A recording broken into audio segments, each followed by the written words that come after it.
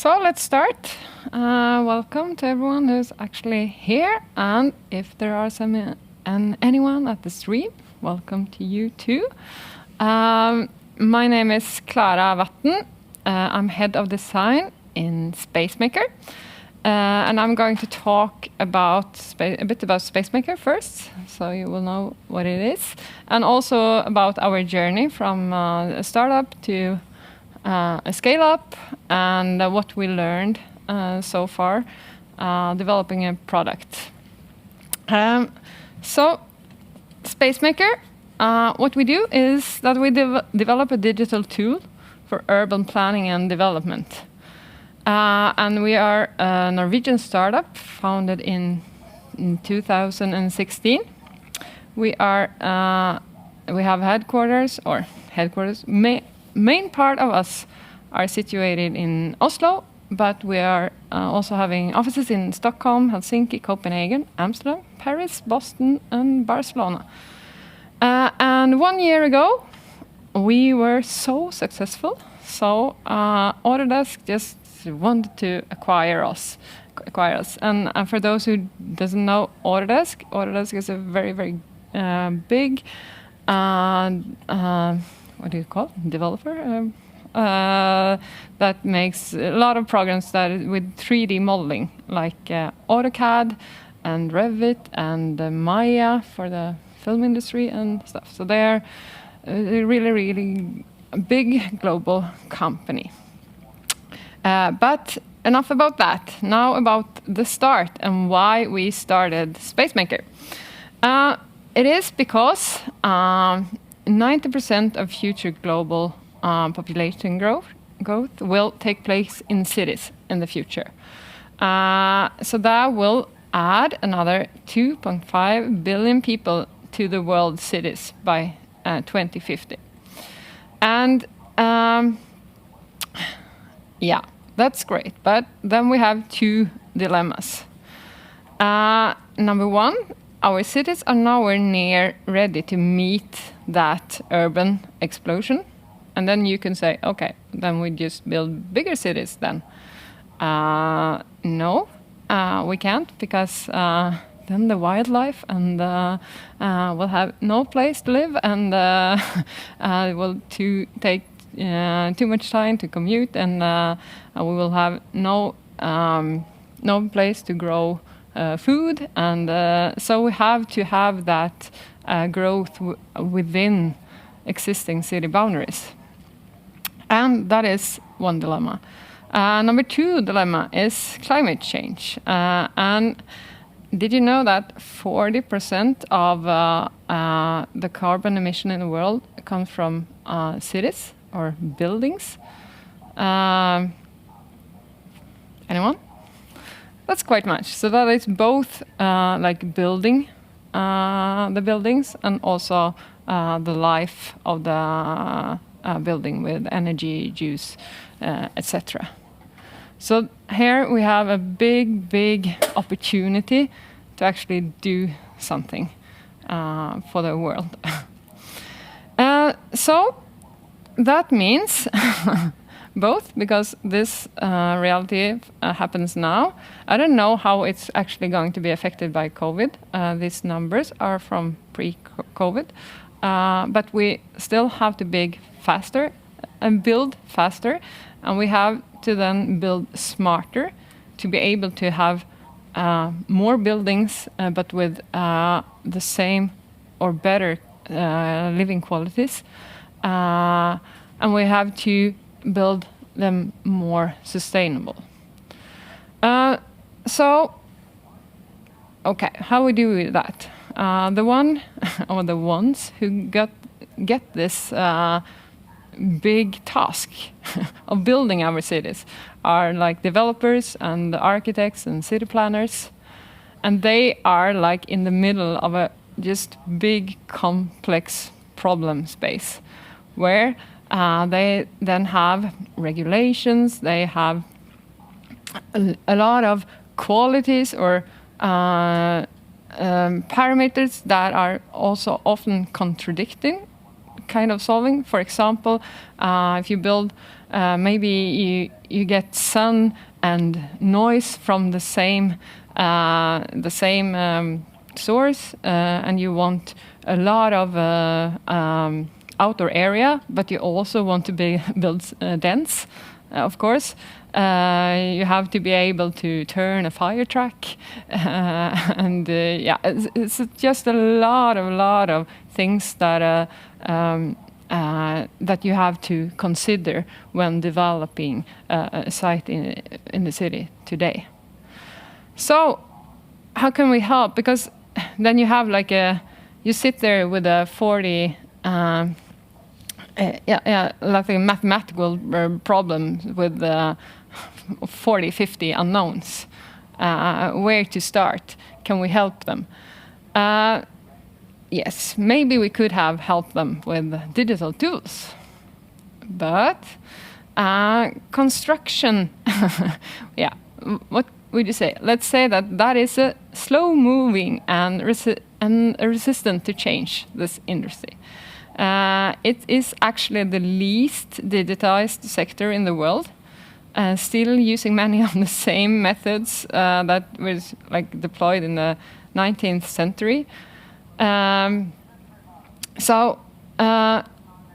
Yeah, they actually use a lot of pen and paper still, and but of course you use digital tools, but they are just actually digital pen and paper.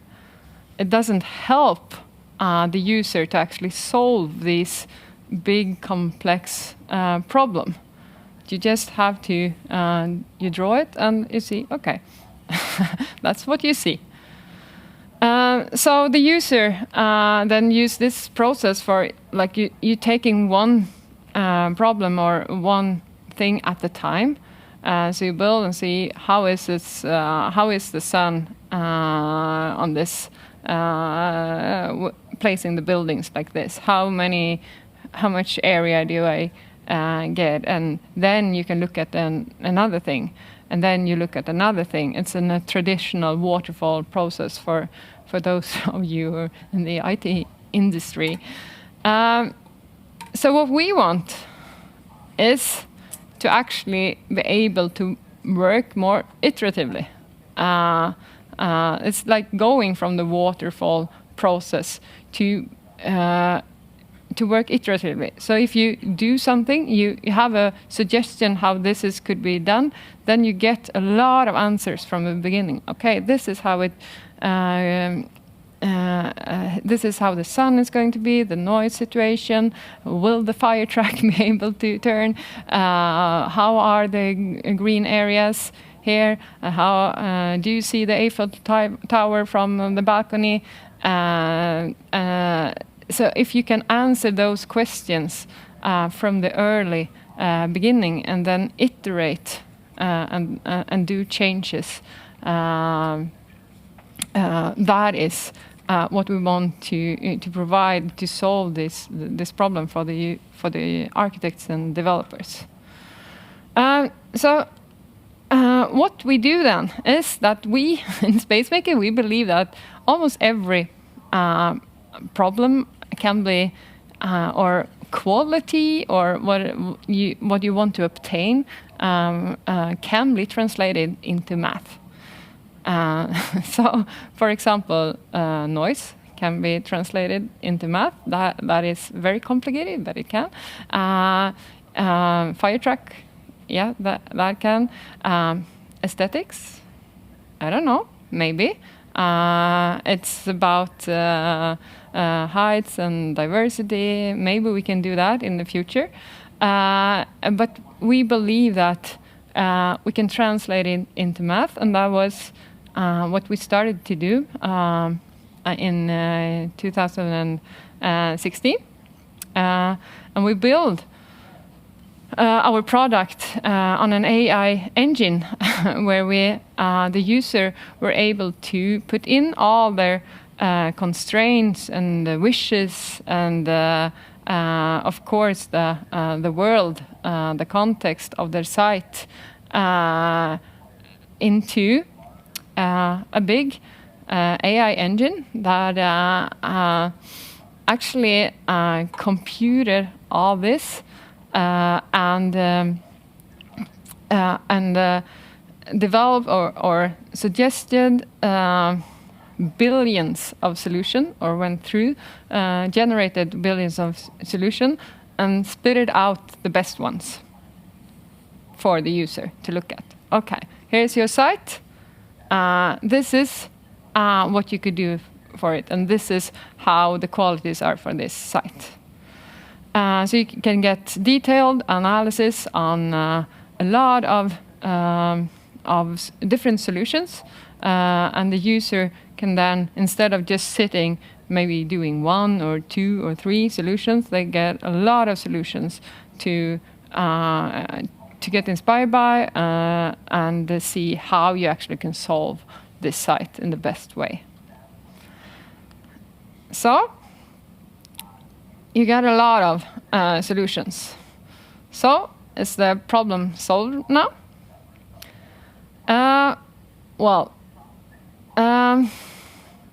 We thought it was a very, very good solution, and we found a lot of sites that were much better than the sites the architects, for example, had developed. We got much more square meters per good living quality, if you if you want to explain it like that. But the user were not happy. Was not happy because we had taken the user from one type of complexity to another kind of complexity. Because we had a lot of solutions, and one was good at sun, but maybe less good at noise. One had good outdoor qualities, but maybe less or okay noise qualities. And just browsing through this data it's really hard if you're not used to like reading data. We try to do a lot of nice visualizations and stuff, but it was still so much harder to read data instead of actually looking at the physical, because the architects are used to evaluate, is this a good solution or is it not, only by looking at it, by experience. So what we saw is that the user tried to find their own solutions among all the solutions that we provided. Where are the solutions where all the buildings are situated along the road? That's what I'm looking for. And then they started to try to cheat with the AI engine to try, how can I do the input so the AI engine will spit out my solution with the buildings along the road. And that's when we understood that, okay, I think we have headed face first straight into the black box trap of AI. And if you Google that, it's actually a thing. More people have fallen into this trap. Because it basically means that people have a hard time understanding the inner workings of an AI and why it makes decisions and how it reaches its outcome. So it's very unnatural for someone to get help with this black box AI when it's about trust, you can say. You don't know why it makes the decision it does, and then you don't trust it. So So in our case, it's not only about understanding what's happening in the black box, but it's also allowing our users to control and manipulate and interact with it. And then in order to maintain your creative control. If you think about it, it's like architecture it's a craft. It's craftsmen that do that, and you still want to do your the thing but maybe with help. So we had to just change everything. So we said we have to put the users firmly, like back in the driver's seat, but not totally into how they worked before or the traditional process. We still want to solve this big problem with building better cities than we do today. So we decided to moving away from users providing input, trying to wrangle it in the AI in order for it to work. And instead have users exploring and interacting directly with solutions, and with the AI working more in the background. So still harnessing the power of the AI, but also harness the power of the human mind. So we wanted this to go hand in hand, and we called it like having an AI on the shoulder. So that was our new mantra. So instead of this black box, let the user do their thing, what they are good at, but with help with the AI. So we took this big black box AI, and that's not really true, but it's a good illustration, cut it up into pieces. And then started to put that into the existing process of the users. So the user are still starting with the site and see what's the context, what's the building here around. You just get to know your site, and then we help the user with context and automated site data. That is not AI, but it's still computer aided, and it helps them so much. And we do some AI too. We can, for example, use some LiDAR data and stuff there. But mostly we bring a lot of data into our product, so the user can start very, very fast. And then they want to explore their different solution, how you can do this. And then we still generate proposals for them, but we're not saying that this is the main thing in our product. It's more like a help for you. Instead of just looking at 3 or 4 concepts that you can think and brainstorm yourself, we can generate what we call seeds for you. A lot of so we do generate, but we think the user can use it as a starting point and see, okay, this is how you do if you different way of solving the site, and then you can try and move and put your buildings along the the road if you want to, and see then with all our fantastic analysis how that turned out. So we then of course still provide instant analysis, or we have 2 types of analysis, you can say. We have fast analysis that takes maybe 1 minute, and we have instant. Of course, different for different analysis. But for example, for noise if the traditional process today is that you send your concept to a consultant, and it takes like 3 weeks for them to do a noise analysis. With us, you get like hundreds of analysis on different proposals, within minutes. And then we also use AI and machine learning to make that instant. So you can move your building along the road, and then you can instantly see if that makes the noise situation, for example, better or worse. So that was what we call instant design help then. And we also do optimization. So you can have a proposal and you say, I want to enhance the daylight situation for all the buildings here. And then we can optimize, for example, heights to get better quality.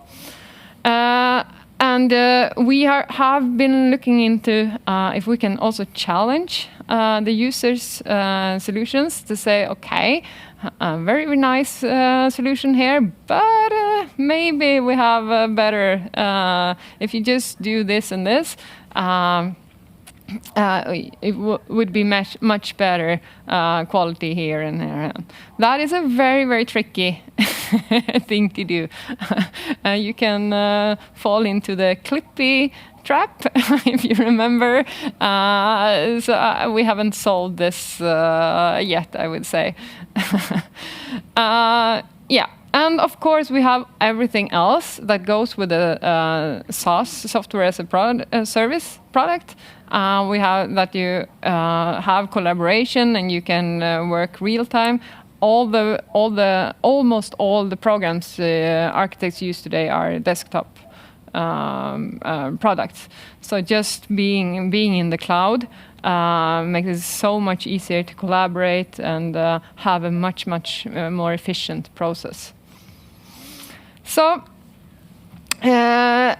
of course, we didn't want to do it exactly as they do, the waterfall process. Of course, we have a lot of ways to go back and forth and iterate between all these stages in our product. Maybe we want to see how it looks like. There's a short video.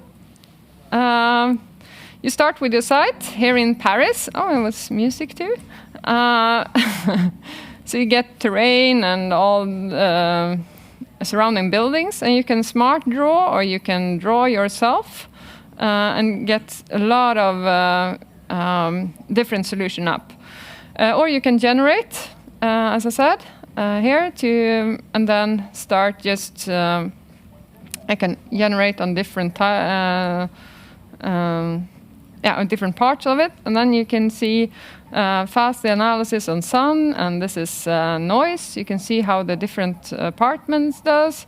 You can see view, and this is wind analysis. If you have some wind tunnels or you create with the buildings.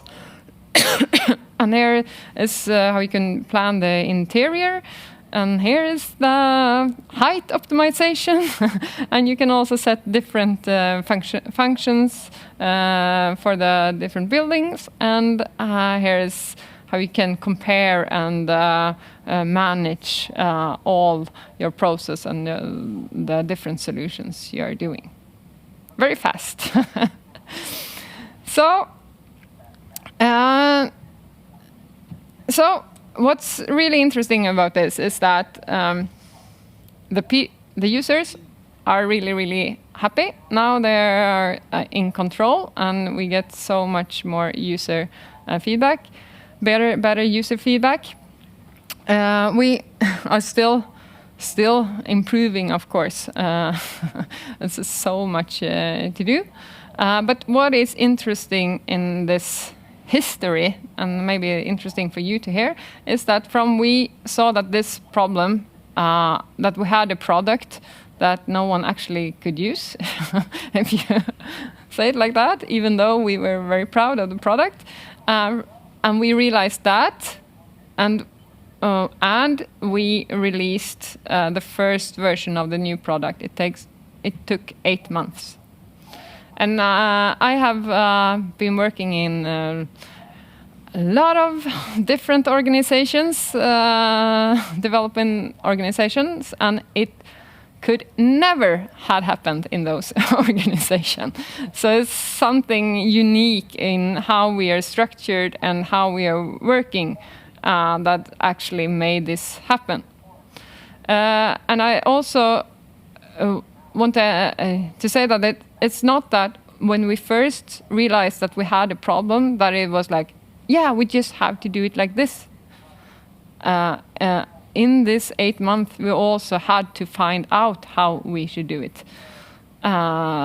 So that is what I want to talk about now. And I think it's about us being a very, very agile and really agile company.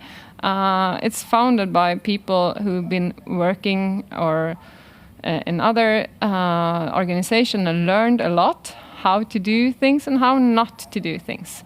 So now we could build the organization from scratch and do it the way we wanted.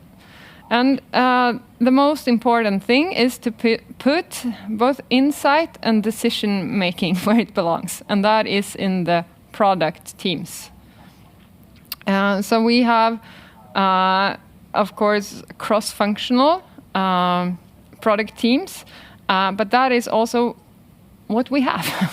We don't have a lot of hierarchy and horizontal functions, or we bring all the competences you need into the teams, and it's where the magic happens.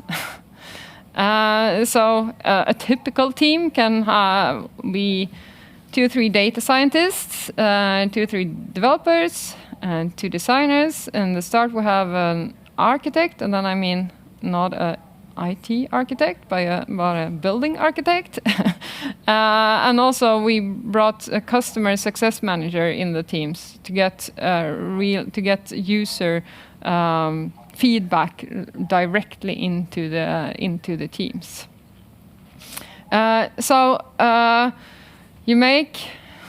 You get the insight within your area that you're responsible of, and you react to that, you develop it, and you check it. And so you own your own product area and everything that happens with that.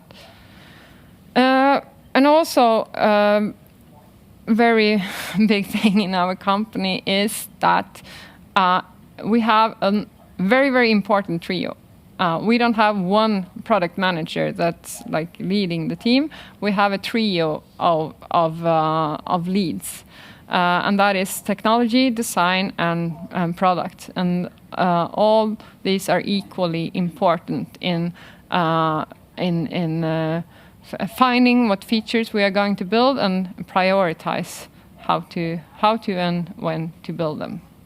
And this we scale. So we have this trio in every product team, and it's not that they are like leaders or are deciding everything. Of course, the whole team is doing that, but they are responsible of their field then of making their voice heard. And it's not that there are some senior people. That could be anyone who's lead of their.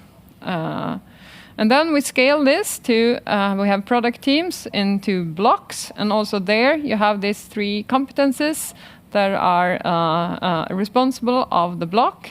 And then we have a lot of blocks. And then we have a product leadership team where we also have this trio with equal leadership, design, product, and technology.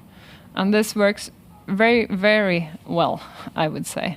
Especially as a designer, it's so you have a natural place at the table, and you're an equal competency as anyone else.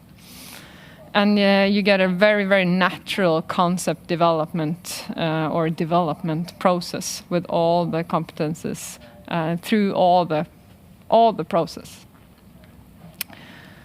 So to be able to work autonomously as we want to do in the teams, you also need aligning. So no autonomy without aligning, or then you get cowboy style. But so then we have two types of aligning. It's a day-to-day aligning, and the more vision aligning. So if you start with the day-to-day aligning, we try to do that as low tech, or what do you say, as possible, to have it make decisions and collaboration as at a local way as possible. So then of course you have low effort communication between different team members in different blocks or teams. If you need something more, we can have a task force to look into a problem that's cross teams. If that's not enough or additional, we also have forums. Like in this case, I showed the design forum where we have all the designers from all the team discussing maybe cross conceptual thing, and in a tech forum you discuss more cross architectural things or how to solve things. So that's the way we try to not have horizontal functions within our company. And how we do this alignment then? Overall alignment. Well, to be autonomous within your team, you have to know what mission or what vision, what problem are you going to solve in your team? In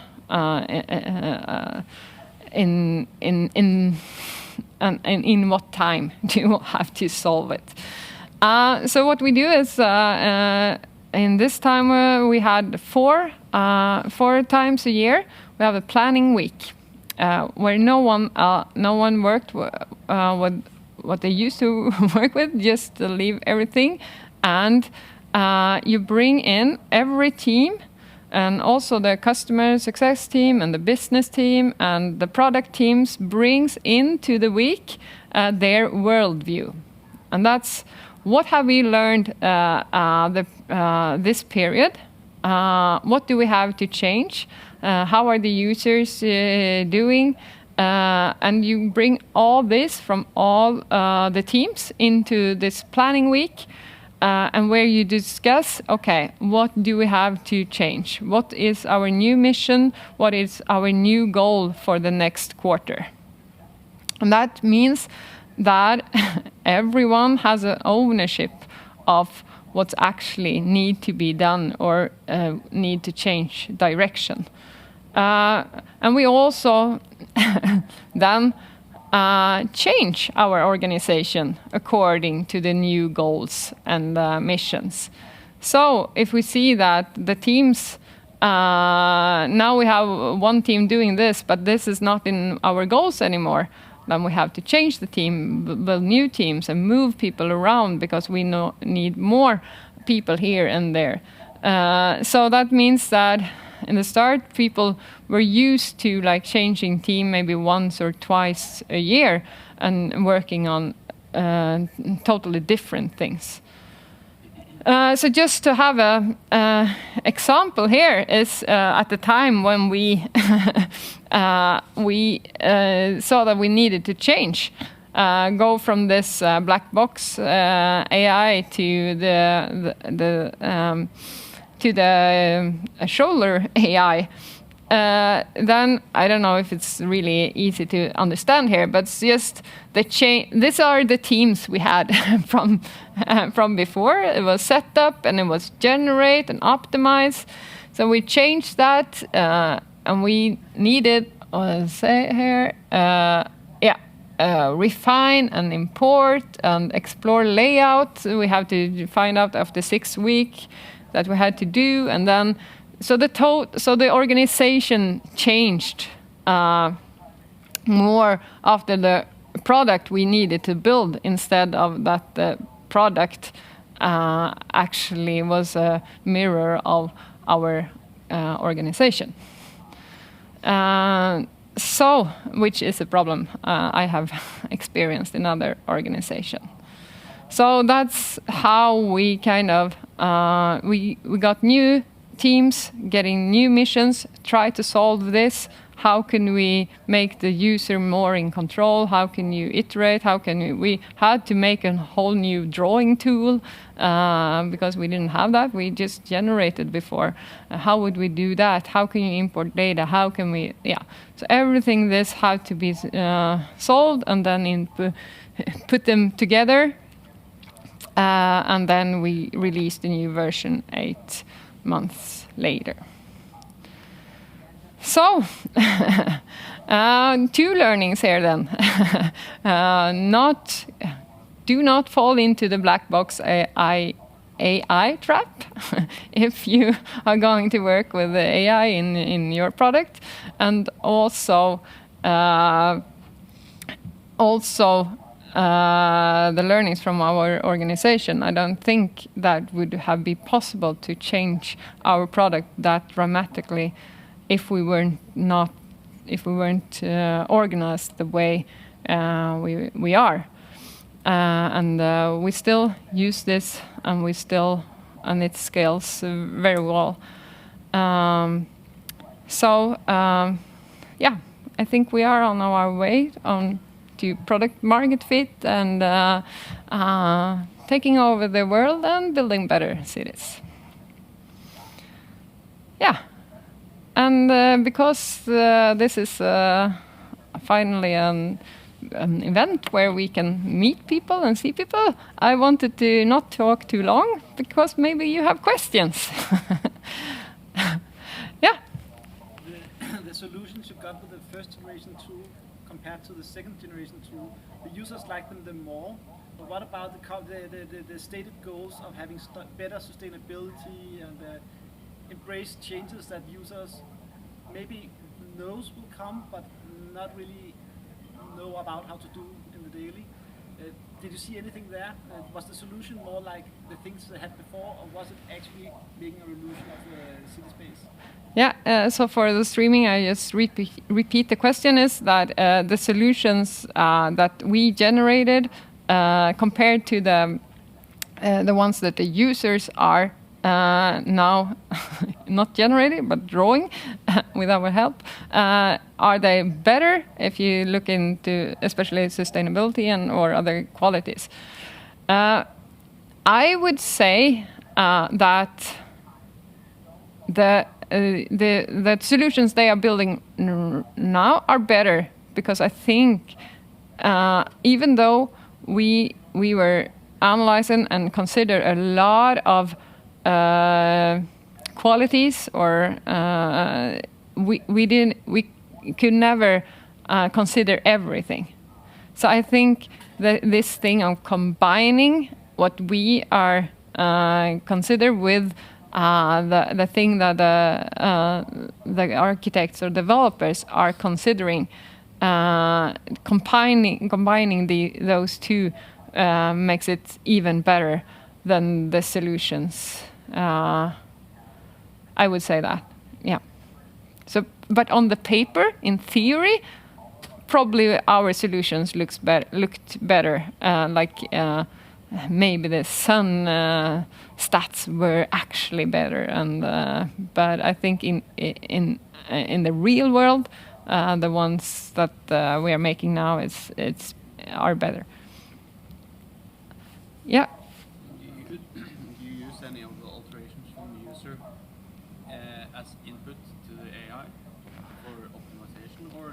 strictly data? Yeah. So if we use like previous projects from users to get the machine learning data, I'm not. I should have known this, but I think we do that. That we use the previous projects and not built project. It could also be built project. I'm not sure, but I think we are using existing products. But then you have all this legal thing you have to consider, so the user knows that we use data from stuff. So sorry that I cannot like 100% confirm it. Yes. How did getting acquired by Autodesk affect your organization and your structure? How we got affected by getting acquired by Autodesk, how it affected our organization and structure. The year now that we got acquired, we have been quite in isolation, just keep on working as we did, and just like HR systems and a lot of other boring stuff that had to like be integrated. But now, after a year, we are more getting to know where are we in the Autodesk organization and how can we, be in the forefront of developing SaaS products or cloud native products. So now we are more working within the existing organization. But I think that is both. We have to have this, try to have the same speed and the same way of working as we do. But also, if we want to affect the cities, it would be great if also Autodesk succeed with all their products, and that we can help them make us make all the products better, because then we will also affect more users who will affect more cities or other products that you build with Autodesk products. So we try to keep the way we work as much as possible. Yeah. Does the AI ever suggest layouts that are unusual from the architect's perspective, like maybe a layout that is historically unpopular? The question is, does the AI suggest unusual suggestions that the user haven't thought of, or it does. Especially the black box AI did that. It was really funny because that AI didn't care about conventions or what looked good from above. The human mind has. You really want things to align and be more like graphical design, even though it's not. When you look at it from above and you see that this should align with this building and this should align, but the AI didn't care about that. So it was more like how trees grown up in the wood. So if it was a lot of sun and not much building here, then it grow up a tall building. And if it was, so it was more unstructured. So I think that was a very, very interesting thing that we maybe lost a bit with the with a new solution. But I don't think the architects were very happy with this wood-like solutions then. But as I said before, the combination I think would be great. So you can get inspired, by this mere not that conventional solutions. Yeah.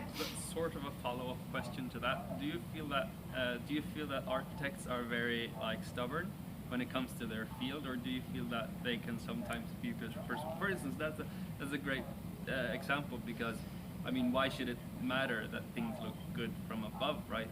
We don't design buildings for people that fly airplanes above them.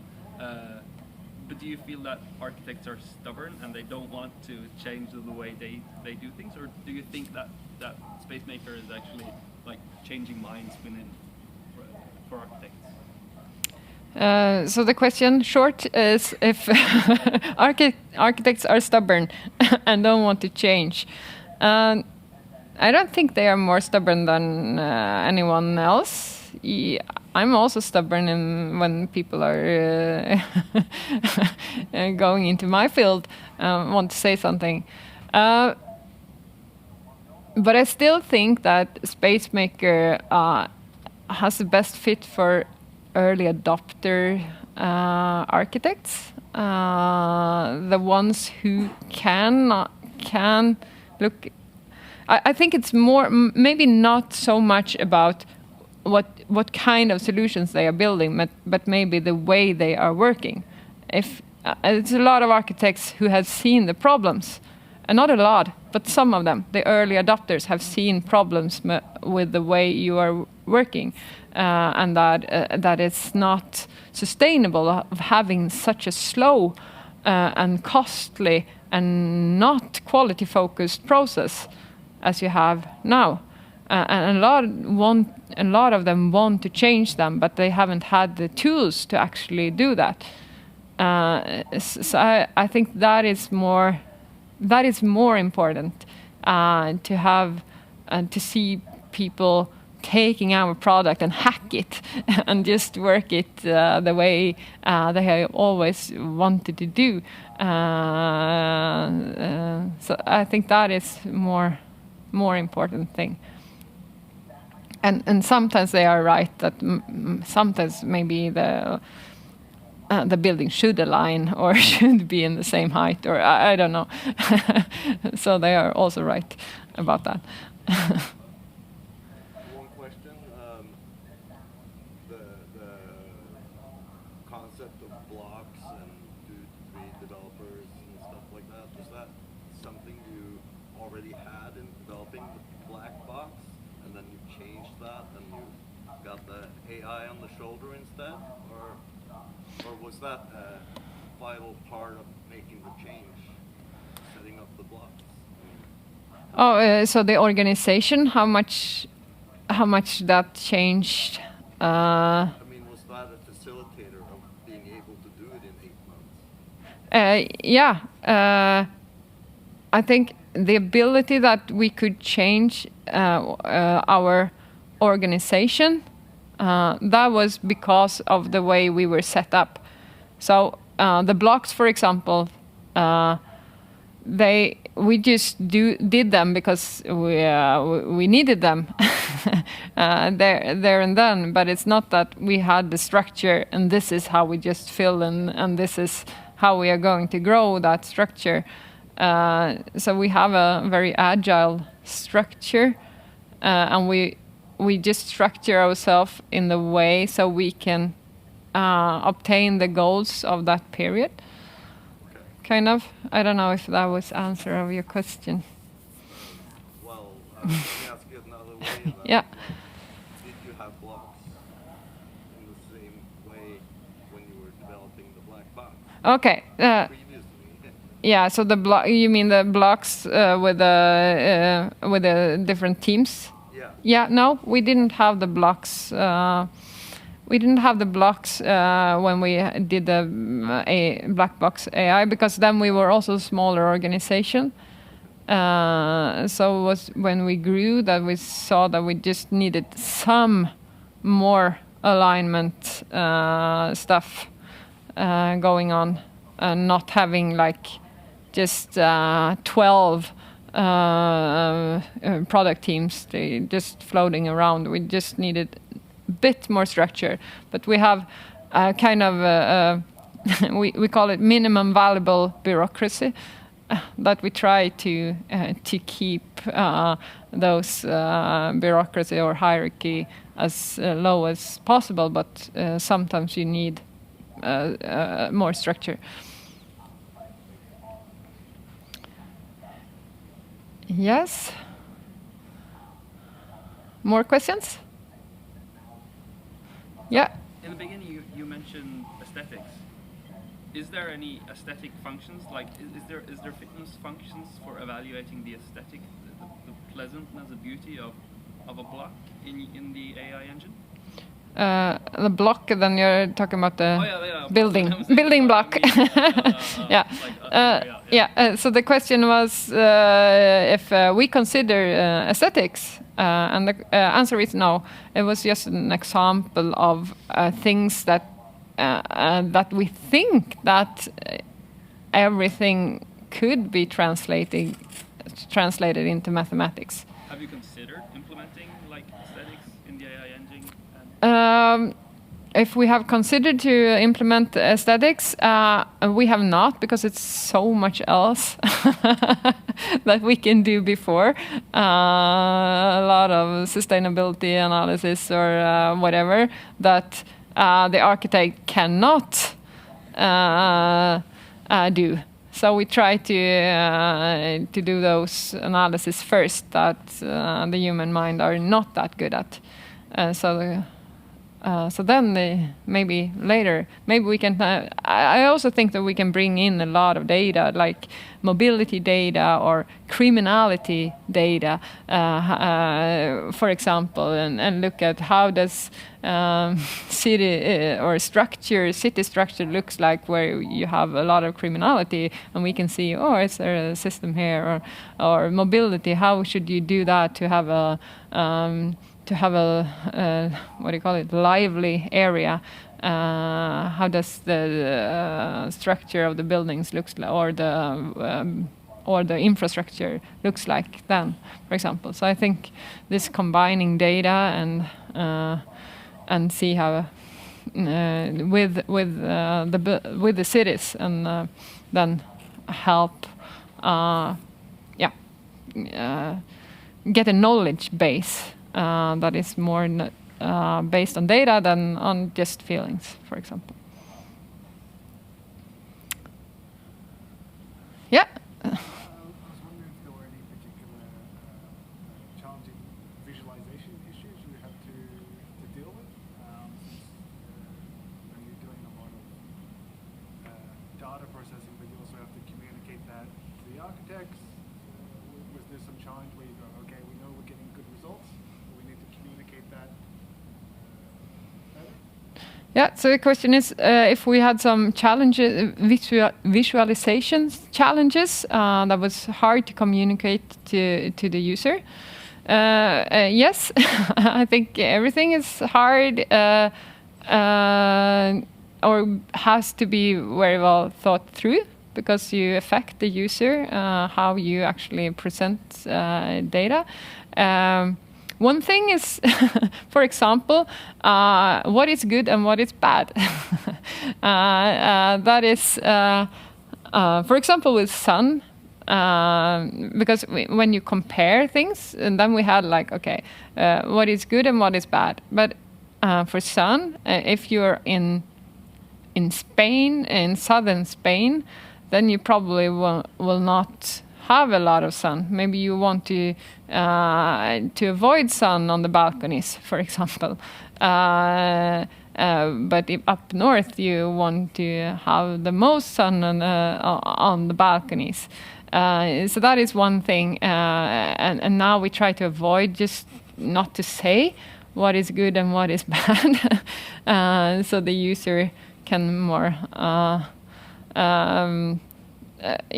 say that themselves, and also things that are the other way around. For example, the more sun you have, the better. Maybe you say that, or a longer view, maybe from your balcony is better.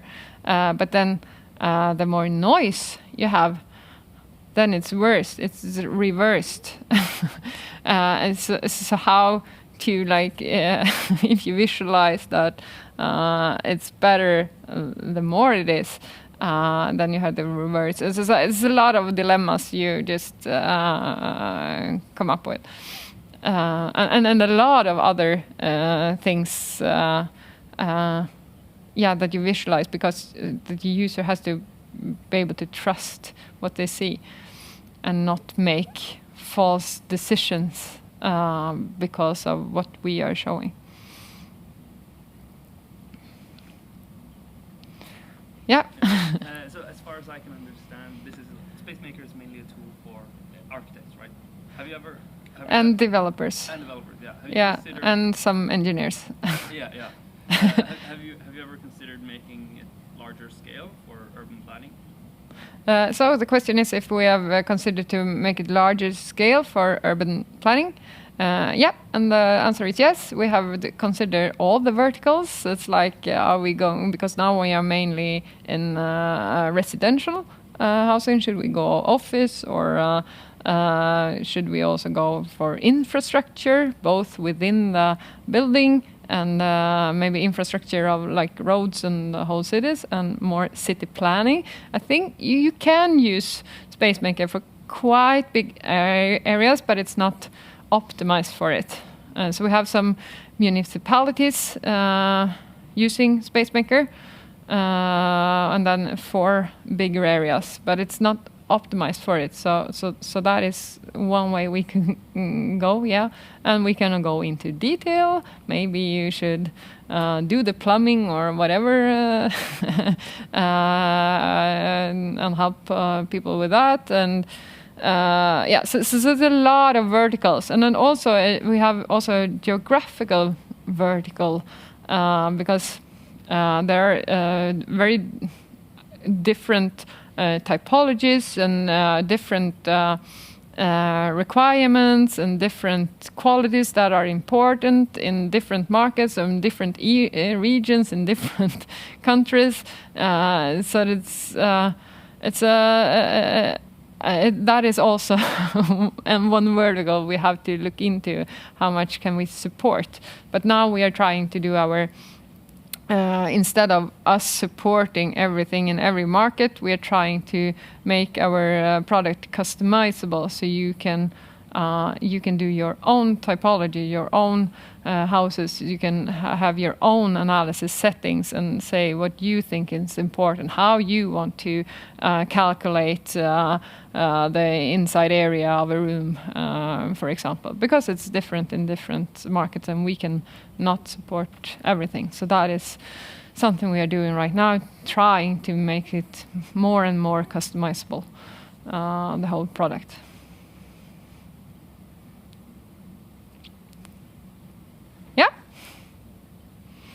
This was a great session. Nice to see faces and talk again, I think.